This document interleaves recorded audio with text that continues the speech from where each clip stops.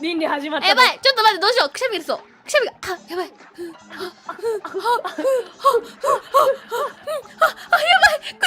ダメだ、くしゃみ出た。終わりな気がする。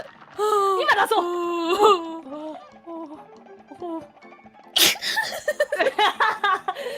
あー、コンプいらっしゃい。くしゃみが出そう。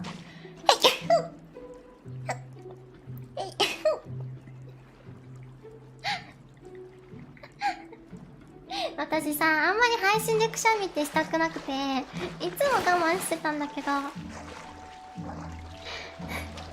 くしゃみをついに出してしまった。了解、聞こえたぜ。ごめん。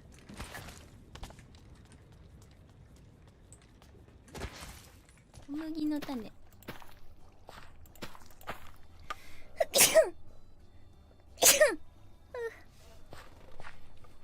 ね、見晴らしがすごい良さそう。刺さってるやつ治ったみたいやな。あ、くしゃみでしょ。出えへんわ。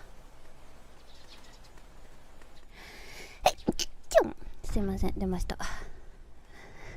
3文字の魚いっぱいおるな。知らんがな。待ってごめん。1個だけあげようか。1個だけガソリン。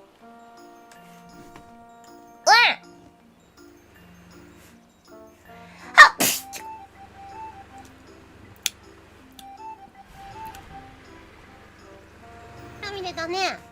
切ったくしゃみが出ちゃった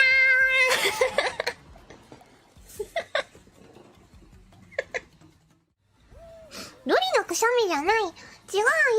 ロリだって五感にくしゃみするのよ。ロリだって、クチューンだってやらないんだよ。僕は、